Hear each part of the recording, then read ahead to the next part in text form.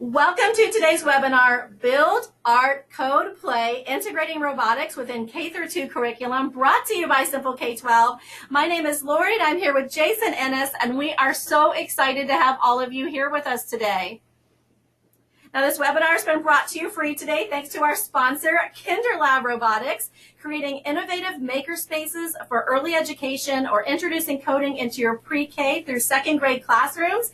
Come meet KIBO. KIBO is a playful STEAM learning robot based on over 15 years of research that lets 4 to 7-year-olds build, program, decorate, and run their own robot, all without requiring screen time. Now, just a little bit about our presenter. Jason Ennis is the Director of Curriculum Development and Training for KinderLab Robotics. He leads professional development workshops for teachers learning to integrate KIBO into their curricula. Now, he's presented on robotics, early coding, and KIBO integration at numerous conferences and workshops across the nation. Jason, it's a pleasure to be here with you today. Thanks so much for joining us. Thank you, Lori. It's so great to be here with you and with all of the teachers joining in on this STEAM Day of Learning. I'm very excited to demonstrate KIBO. I'll go ahead and pass the screen to you, so you should see that pop up, come up on your screen. Great. All right, your screen looks great. Jason, we're good to go. Excellent. Thanks so much. So good morning, everyone. And as Lori mentioned, my name is Jason Ennis, and I'm with KinderLab Robotics. We create the KIBO robot, which is a STEAM learning and coding platform for 4 to 7-year-olds in particular. And today's presentation, Build, Art, Code, Play, we'll be talking about how to integrate robotics into early childhood education in a way that's very much in line with STEAM learning principles. So I wanted to start by asking just a simple question, which is, what does robotics look like in the early childhood classroom? So when we picture robotics and coding, we may think of a lot of sort of high-tech looking devices, children working on computer screens, working with tablets.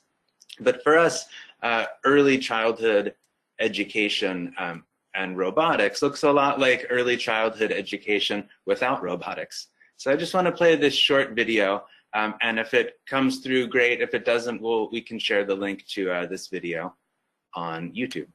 You put your robot in, you put your robot out, you put your robot in, you do the hokey pokey and you turn yourself around. That's what it's all about. So for us, that vision that you just saw is how robotics can look in the early childhood classroom. It's not about children sort of isolated using screen-based devices. It's about children working together in the physical space of the classroom, moving around. There's music playing, there's singing, there's laughter.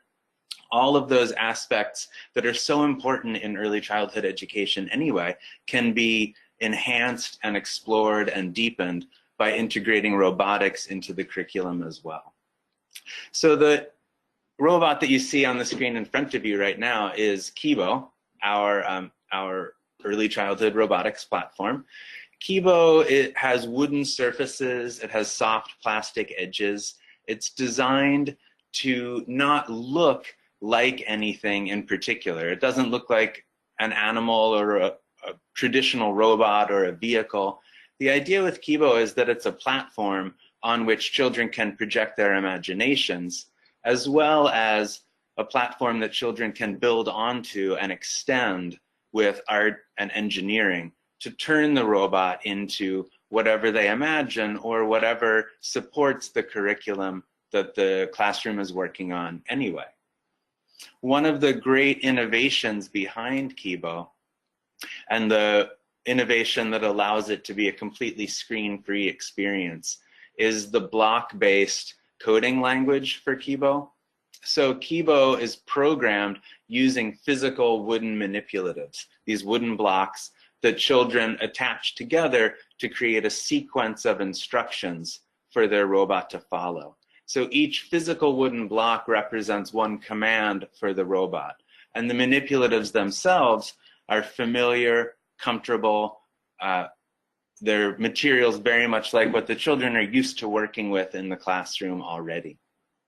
So these concepts come together in an experience like the one that you just saw in the video. The children in this lesson, the Hokey Pokey lesson, children engage with singing and dancing the Hokey Pokey in a sort of regular circle, totally without any technology involved. They think about the movements that their body makes in response to the song and the sequence of actions that the song asks them to take. They then use KIBO's coding blocks to create a sequence that represents how KIBO would dance the Hokey Pokey. And then the robots and the children dance together to the song. So by integrating coding, sequencing, decomposition of the song, we introduce these coding concepts, but it's in the context of movement, music, and dance. And that's just an example of the kind of integrated curriculum that KIBO can support. So our company, KinderLab Robotics, our mission can be summarized as promoting universal STEM literacy. And we think that the best way to do that is to encourage a love of these concepts in early childhood education. But it's important when you're introducing these concepts in early childhood to do it in a way that is age appropriate and is in line with sort of best practices for teaching children at this age. So our chief scientist and the co-founder of the company, Professor Marina Bears, is a researcher in early childhood education. She's actually a professor of both early childhood education and computer science at Tufts University. And her research group, the DevTech research group, focuses on ways to bring technology education, technology-driven experiences into early childhood in a way that supports child development as well as technology education. So her group co-developed Scratch Junior, which is a very popular iPad-based coding app. But their group, Dr. Bears also wanted to find ways to incorporate more physical activity, more movement, and more group collaboration into technology education. And it was that research that led ultimately to KIBO. Dr. Bears continues to do research at Tufts, even as she acts as the chief scientist at KinderLab. So she continues to push forward these ideas. Her latest book, Coding as a Playground, is a great resource, and it kind of summarizes all of the current thinking about how to bring coding in an active, engaging, participatory way into early childhood education. And it also provides an overview of the research behind KIBO. So one of the best ways to sort of understand what KIBO is to see what it can become in the hands of children and in the hands of educators who are interested in merging this kind of coding, sequencing, robotics curriculum into their everyday activities in the classroom. So KIBO might become a dancer. So we saw that with the Hokey Pokey lesson that you saw the video of. Kids might research the costumes and cultures and music of a particular region of the world, decorate their robot to look like a dancer from that culture, and then program a dance where KIBO acts out the movements that go with the song. So it's a way to integrate a kind of cultural studies with coding, sequencing, and robotics. In this example, children built onto the art platform that's part of KIBO, so that as KIBO moves, the dancers they created will spin around. KIBO might be an imaginary car or other vehicle. So if kids are doing a unit on exploring their neighborhood or community, they can build a floor map that represents maybe their town or the trip from home to school, and then program KIBO as a school bus or a fire truck to travel around the town, engaging in measurement and estimation to figure out how far KIBO needs to travel to reach its destination. KIBO might be a butterfly in its habitat. So in the same way, children might use craft materials and art materials in the classroom to turn KIBO into an animal that they're studying, build its habitat out of classroom materials, and then program the robot to move through the habitat in a way that represents the behavior of the animal. For example, if it's a nocturnal animal, maybe they would use KIBO's light sensor to have the animal respond differently if it's nighttime versus daytime, if a light's shining on it or not. KIBO might also become a bowling ball. So you could set up a track within the classroom by taping it out on the floor with masking tape, and then challenge children to figure out the program needed to travel down the bowling alley to reach the pins. So you can engage them in measurement activities, estimation, and prediction to have them determine how many forward steps, for example, KIBO has to take to reach the pins. KIBO might become a very hungry caterpillar or might go on a bear hunt. So these are examples of ways to tie robotics into literacy standards. So retelling a story or diving more deeply into the setting, the characters, and the sequence of events in the story by creating a robotic character from within the story and reenacting the scenes. For example, children might use the sound recorder that's an option on KIBO to record themselves reading lines from the story as their KIBO character reenacts a scene in a kind of robotic reader's theater. KIBO might itself be an artist, so attaching pens to the robot lets children draw with their robot as KIBO acts out the movement program that the children have given it. So you can tie this in with shape recognition and shape creation, or just an open-ended artistic experience as children see the effect of their code in the form of drawings that KIBO makes. So all of these kind of connections are possible with KIBO because we approached the experience of robotics with this idea that the robot shouldn't be pre-designed to support any specific curriculum integration. By making the robot a platform for open-ended building and extension, we make it easier for children to explore these concepts in contexts that make sense to them and are interesting to them, but we also let teachers have the flexibility to integrate the robot into all kinds of different curriculum experiences. Now, why is it even important to introduce coding concepts and sequencing concepts and technology education in early childhood at all? Well, we think, and Dr. Bears' research has shown, that it's really at this age that children are starting to form their preconceptions about their kind of relationship to technology, their interest in engineering and computer science and these disciplines. They're surrounded by technology all the time, and even at this age, they're conscious of it. So what we want to do is give them the experience at this age that they can become active producers with these technologies rather than passive consumers. Because it's at this early age that we have the opportunity to expand children's self-image as someone who is comfortable creating with and producing with and designing with technology and engineering. Our goal isn't necessarily to turn every child at this age into a computer programmer or an engineer, but we want them to feel that these are capabilities that they have and these are fields that aren't intimidating to them. And another way to put that comes from Dr. Bears' work. She says, make coding the playground. So she makes a wonderful analogy between creative experiences with technology and children's experiences on playgrounds. So in a playground environment, this is an environment designed by adults to facilitate sort of learning and experiences for children. But it's an environment where children are given a degree of autonomy to create games with rules that they make up, to take risks that are appropriate for the age, and to engage in physical and collaborative play.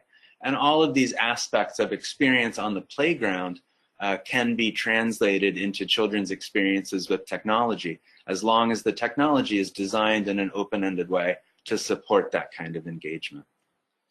Robotics in particular supports all of those goals very well, because it gets children off of screens and off of and it gets them interacting with each other in the physical space of the classroom. So it allows children to learn by moving, by planning and designing and making.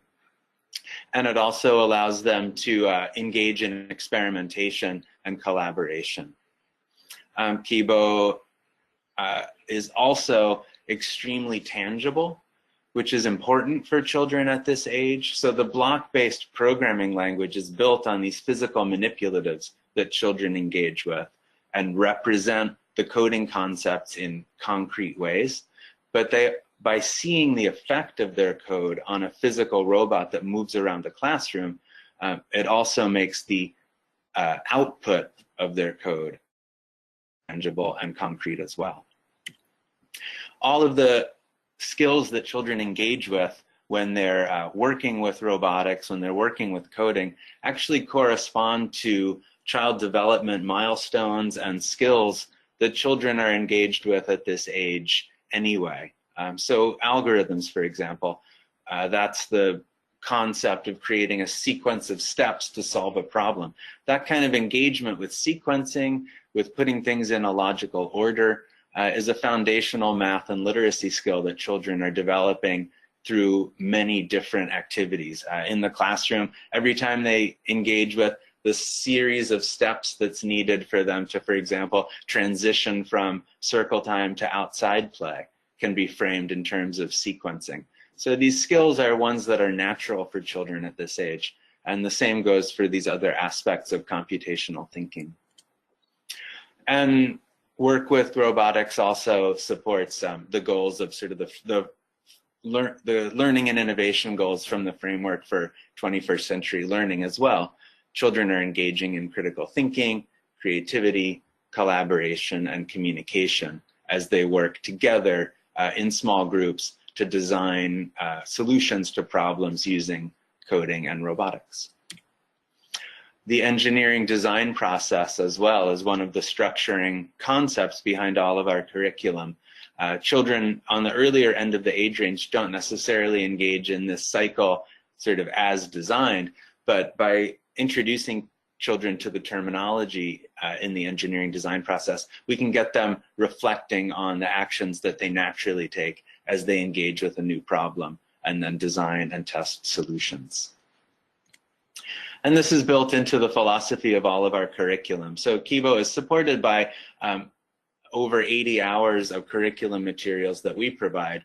And we even see those materials as just the launching off point to prepare children and teachers to see different ways to integrate KIBO into almost an infinite range of possible different curricular domains. But all of our curriculum combines these three themes of computational thinking, the engineering design process through both building onto the robot with craft materials as well as designing and iterating on solutions to their programming challenges. And then an integration component is built in as well. So cross-curricular connections are made in all of our curriculum between the coding and engineering and whatever subject children are exploring with the robotics. And making and building with KIBO is also an inherent part of it. So I showed you the examples of student builds or ways students had extended KIBO. The robot itself is designed to be built onto with lots of different attachment points on the robot for things like string and pipe cleaners and tape and different art platforms that children can build onto to turn the robot into vehicles or animals or characters from stories. So as I mentioned, we have a complete range of curriculum materials, both a structured lesson plan based curriculum that leads children through all of the content, as well as an activity center guide, which is designed to support more standalone center time activities. All of these lessons are completely mapped to both cross-curricular standards as well as evolving computer science standards. But again, we see them as much as inspirations and jumping off points as complete programs. So before we close out this portion, I just wanted to switch quickly to my webcam to show you an actual demonstration of how the robot looks and works. This is the KIBO robot. As you can see, the surface is wood, the edges are soft plastic. We wanted KIBO to look not primarily like a technological device, but we also made the bottom clear in order to demystify the technology and invite children into the engineering side of KIBO. Similarly, we made the parts of KIBO very easy for children to attach and work with. So attaching the wheels and motors is something that children can do when they want to give KIBO the ability to move. Each of the capabilities of the robot come from the parts the children attach. And similarly, KIBO doesn't look like anything to begin with. It doesn't look like a character or an animal or a particular vehicle. We want KIBO to be an open platform that children project their imagination onto and which they build onto with craft materials and other parts. So now that I've given KIBO wheels and motors, KIBO is able to move. I give instructions to KIBO with coding or computer programming. With KIBO, which is entirely screen-free, children program the robot using physical wooden blocks. Each block represents one command for the robot. Just like a story, a KIBO program needs a beginning and an ending. And in between, the blocks that I put in sequence are the story that the robot will follow, the program that I'm giving it. Just like we read these words or recognize these pictures, KIBO is going to read these words. The barcodes are KIBO's language, and it's how we'll teach our story to KIBO. Each robot has a barcode scanner built into the front, which the children use to load their program into the robot. So I wake KIBO up, and then I scan each block in sequence. The program that I've given KIBO is just to spin. I run the program by pressing this button. So that was a program that just asked KIBO to move. We can give KIBO other capabilities by adding additional parts. So for example, KIBO has a light bulb that the children can turn on red, white, or blue. They attach the part to the robot in any of these sockets. Sturdy parts, easy for children to manipulate, and easy for them to attach. This way they participate in the engineering and building of the robot, giving it capabilities to run the programs that they design.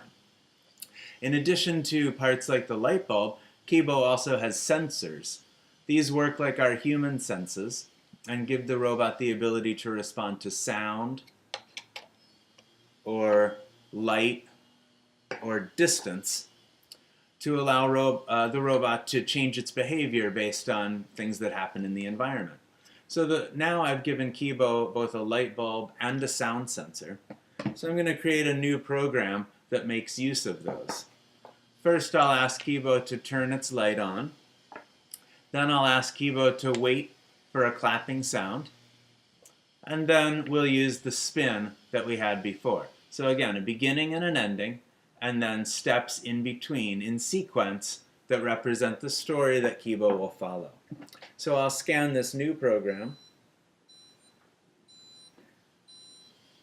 and then I'll run it. So the light bulb will come on, then it's waiting for a clapping sound, and then spin. So KIBO followed along with the sequence that we created based on the parts that we decided to add to the robot. So in addition to the sensors and light bulb that you saw there, KIBO also has the sound recording module, which allows children to include their voice or other sounds in the program. We have different attachments that support different kinds of exploration and learning with KIBO. We also have more sophisticated coding concepts kids can explore, like repeat loops and conditional behavior. And then, probably most fun, we have different art platforms that children can add to the robot. So for example, this wooden building platform lets kids build onto the robot with craft materials and art supplies. So for example, in a unit about their community, they might turn KIBO into a school bus and program it to explore the neighborhood. Or in a literacy unit, children might decorate their robot to be a character in a story that the class is reading, and then program KIBO to act out a scene using that character. So these parts and these coding concepts combine in order to allow children to express their interests and investigate all kinds of cross-curricular applications, combining that with coding, which we feel is sort of the essence of STEAM education in early childhood. So I'll switch back to the slides now to continue the conversation.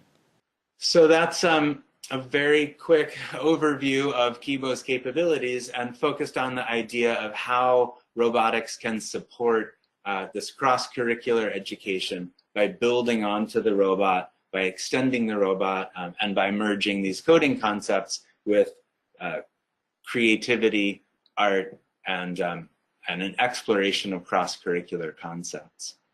So up on the slide right now, you see our website and our contact information, as well as we'd love for you to follow us on Twitter. And we're always available to answer questions about what the curriculum covers and how we can support you in your teaching with robotics and KIBO.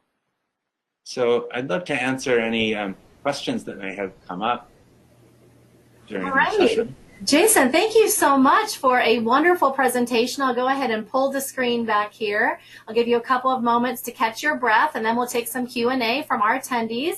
So if you do have a question for Jason, please feel free to submit it now through that questions box of GoToWebinar. This webinar has been brought to you free today thanks to our sponsor, KinderLab Robotics, creating innovative makerspaces for early education or introducing coding into your pre-K through second grade classrooms. Come meet KIBO. KIBO is a playful STEAM learning robot based on over 15 years of research that lets 4 to 7-year-olds build, program, decorate, and run their own robot, all without requiring screen time. All right, Jason, I've got your contact information up here from my end. Did have a few questions coming in here. Great. A comment from Mia. She said, love, love, love, and appreciate your teaching. Thank you, Mia. That's awesome. Thank you. Let's see here. Lots of thank yous. Excellent presentation. Tons of positive comments coming in. Now, I saw a couple of different versions of this question. So the first question is, how many KIBO robots are required for a class of 15 students? And then I had another question about how many for a classroom of 20 to 25 students. How many do you recommend having? Sure, absolutely. So there's our recommendation for implementing whole class activities with KIBO. We always recommend that children work in small groups with each robot because collaboration and role taking is actually a critical part of our curriculum. So we never recommend like a one-on-one setup. We recommend small groups of 2 to 4 kids per robot. So with a class of 15, you might use anywhere from 4 to 8 robots, depending on how you want to set up the small groups. Groups of 3 to 4, I would say, is probably ideal. Groups of 3 to 4 kids per robot, that is. But another way to implement KIBO is in more of like an interest center setup, especially with younger kids. So if you had just one KIBO for a whole classroom, you can still engage with many of the same concepts. I would just lean toward implementations that were more activity center based, where you might rotate small groups through the center rather than trying to do like whole class activities at once. Okay, great. Sharmila says, thank you so much. It makes so much sense to conduct these activities early on and not wait for the time when it's time to teach and focus on STEAM. I love it. Great comment. Let's see here. Question about using it in Spanish class. She says, I'm a bilingual teacher. This is from Amelia. Are there any resources where you can actually use KIBO if you're teaching a foreign language? Mm-hmm. Yeah, that's a great question and something that we've heard from different teachers. There are a lot of ways to use KIBO in bilingual education. We have one of the modules that we have is a sound recorder module, and the curriculum that we have that goes with that module actually includes a couple of multilingual exploration activities where children might record a word in both English and Spanish, for example, or they might have KIBO travel to different objects and say the names of those objects in both languages that they're learning. We don't have our curriculum materials translated into Spanish at this point, but that's something that we're looking at.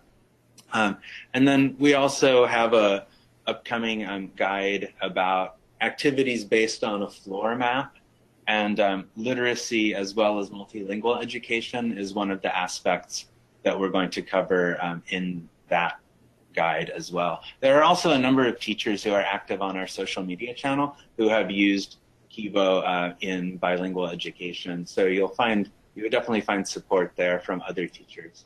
All right, great. Next question came in from Dr. Linda Best. She's asking, have you done research on KIBO and the impact on literacy development? Yes, actually we have. That's a great question. So on our website, there's actually a web page that links to all of the research papers that Dr. Bears' group at Tufts have done using KIBO. One of the focuses of their early research was actually on the impact on kids' sequencing skills, which is solid sequencing skills in early childhood are a predictor of success in literacy development as they get older. And actually the research showed pretty significant impacts on development of sequencing skills when following the KIBO curriculum that was used in the research protocol. And the curriculum that we provide along with the robot from KinderLab is based on the research protocol curriculum. So we can confidently say that working with sequencing following the KIBO curriculum actually does have positive impacts on kids' sequencing skills. I think there's a lot of potential there for further research on literacy development specifically throughout kind of the current interest in early childhood coding, but we know that KIBO can support that development. All right, wonderful. So just to wrap up here, I'm going to combine the last couple questions here for you, Jason. Patricia's asking, how can I order them? And Gail is asking, how much does it cost, and does it include the robot? Sure. So you can order them directly from us at KinderLab. So at our website, KinderLabRobotics.com, or you can go right to the store at shop.KinderLabRobotics.com. You can order using purchase orders from your school or just directly with a credit card.